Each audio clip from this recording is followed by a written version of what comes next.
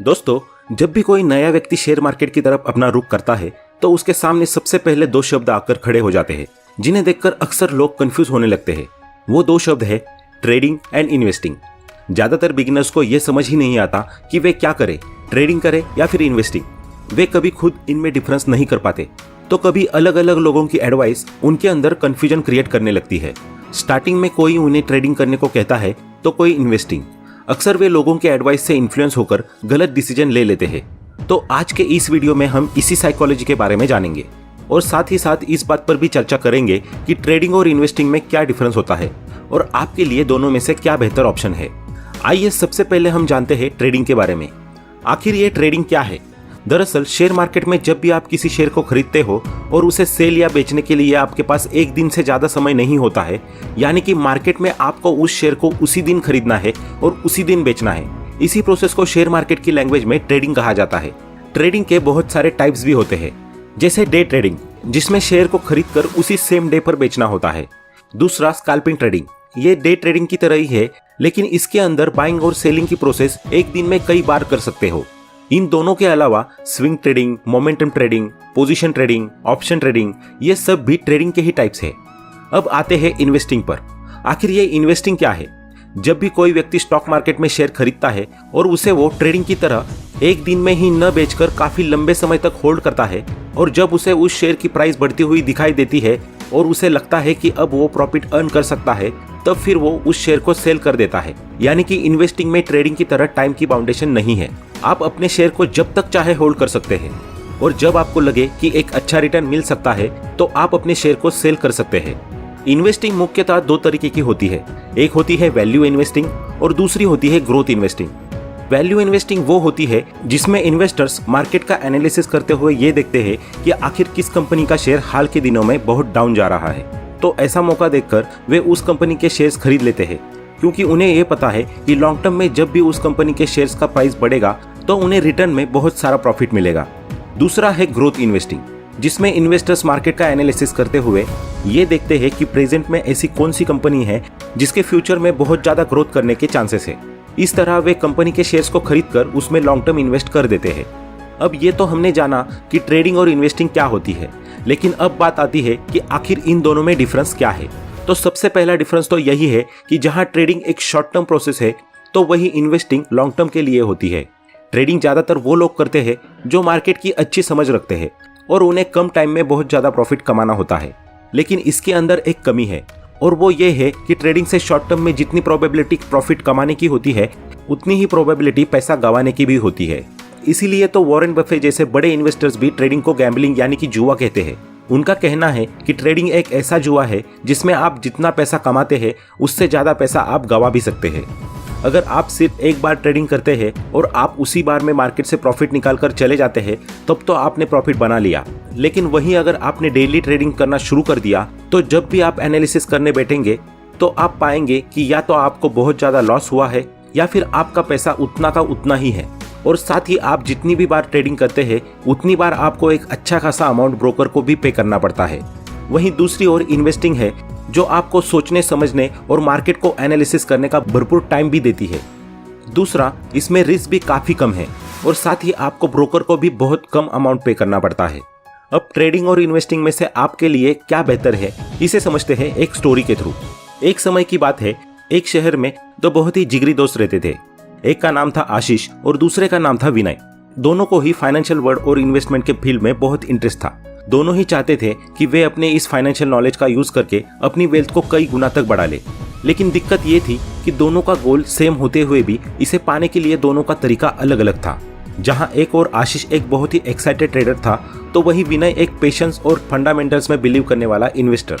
आशीष को stock market का thrill बहुत पसंद था, इसलिए वो रेगुलरली मार्केट ट्रेंड्स, न्यूज और चार्ट्स पर नजर बनाए रखता था। वो टाइम टाइम पर ट्रेड करता रहता था, यहाँ तक कि कभी कभी तो वो एक दिन में कई बार ट्रेडिंग कर लेता था ताकि वो शॉर्ट टर्म में ही ज्यादा से ज्यादा प्रॉफिट अर्न कर सके और अपनी वेल्थ जल्द से जल्द मल्टीपल टाइम्स ग्रो कर सके। आशीष का मानना था कि क्विक डिसीजंस लेकर ही स्टॉक मार्केट के फ्लक्चुएशंस का फायदा उठाया जा सकता है और यही एकमात्र रास्ता है जल्दी से जल्दी ग्रोथ पाने का। दूसरी तरफ विनय है जो लॉन्ग टर्म ग्रोथ की पावर में बिलीव करता था। विनय बहुत ही केयरफुली कंपनीज के बारे में स्टडी करता था पहले वो उनके फंडामेंटल्स और ग्रोथ चार्ट का अच्छी तरह से एनालिसिस करता था। फिर उसके बाद वो उस अपॉर्चुनिटी का इंतजार करता था कि कब उस कंपनी के शेयर्स अंडर वैल्यू हो जाए, यानी कि सस्ते हो जाएंगे, ताकि वो उस कंपनी में इन्वेस्ट कर सके और सालों तक अपने इन्वेस्टमेंट को होल्ड कर सके। और जैसे ही सही टाइम आ जाए तो वो अपने शेयर्स को बेचकर एक अच्छा खासा रिटर्न प्राप्त कर सके। एक दिन हुआ ऐसा कि स्टॉक मार्केट में एक न्यू टेक्नोलॉजी कंपनी का आगमन हुआ, जिसका नाम था इनोवेटटेक। इस कंपनी के आते ही शेयर मार्केट में हड़कंप मच गया, क्योंकि चारों तरफ इसके बारे में ये हवा फैली थी कि ये कंपनी सभी को कम टाइम में अच्छे रिटर्न्स दे रही है। औरों की तरह आशीष भी इस कंपनी को लेकर बहुत ज्यादा एक्साइटेड हो गया। उसने कुछ देखे बिना ही इनोवेटटेक के कई सारे शेयर्स खरीद लिए, ताकि वो इन्हें जल्द से जल्द बेचकर ढेर सारा पैसा बना सके। दूसरी तरफ विनय ने ठीक इसके अपोजिट बहुत ही कॉशियस अप्रोच अपनाई और उसने सबसे पहले इनोवेटटेक के पोटेंशियल के बारे में पता लगाया। लेकिन इसके बावजूद भी उसे पूरी तरह संतुष्टि नहीं हुई। उसने डिसाइड किया कि वो कंपनी के बारे में अच्छे तरीके से रिसर्च करने के बाद ही उसमें इन्वेस्ट करेगा। एक लंबी रिसर्च और एनालिसिस के बाद जब विनय को लगा कि लॉन्ग टर्म में इनोवेटटेक वास्तव में ग्रो कर सकती है, तब जाकर उसने इनोवेटटेक के शेयर्स में इन्वेस्ट कर दिया। जैसे जैसे समय बीता, स्टॉक मार्केट में अस्थिरता आती जाती रही, साथ ही इनोवेटटेक के शेयर्स भी फ्लक्चुएट करते रहे।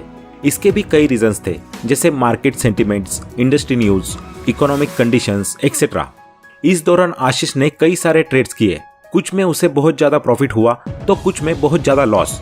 उसके लिए ये चुनौती बन चुकी थी कि वो कैसे रोज मार्केट और कंपनी से रिलेटेड प्रिडिक्शंस करता रहे, और वो भी एकदम एक्यूरेट।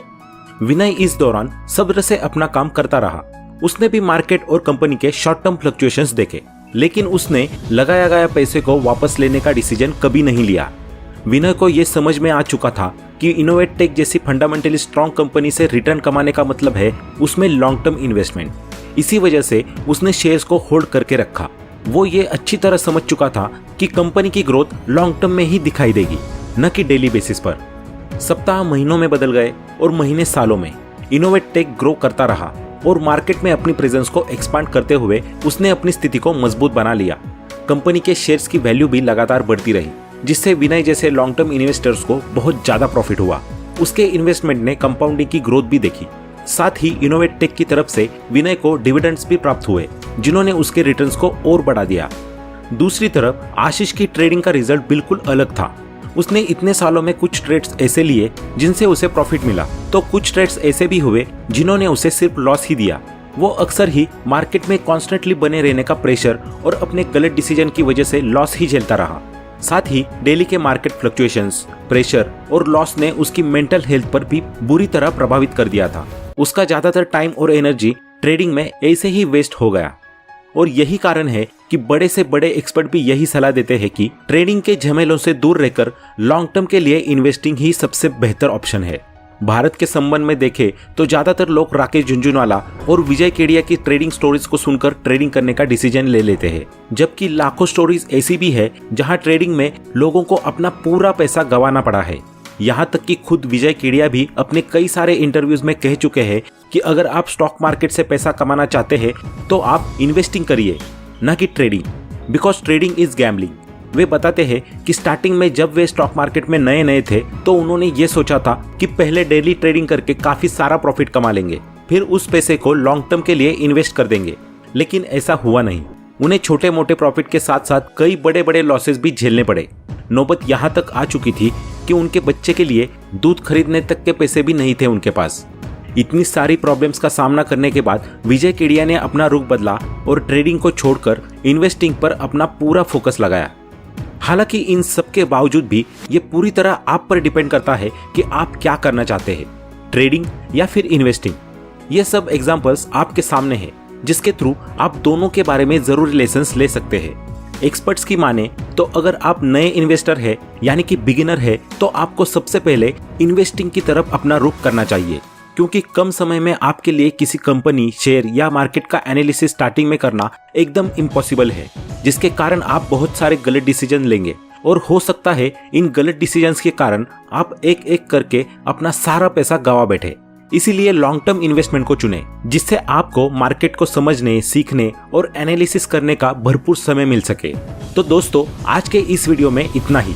आशा करते हैं आप ट्रेडिंग और इन्वेस्टिंग को अच्छी तरह समझ पाए होंगे। वीडियो पसंद आया हो तो लाइक करें, और अपने उन दोस्तों को शेयर करें जो ट्रेडिंग और इन्वेस्टिंग के बारे में कंफ्यूज है। और आगे भी ऐसे ही फाइनेंस और इन्वेस्टिंग रिलेटेड वीडियोस देखने के लिए चैनल को सब्सक्राइब करना ना भूलें। Thanks for watching.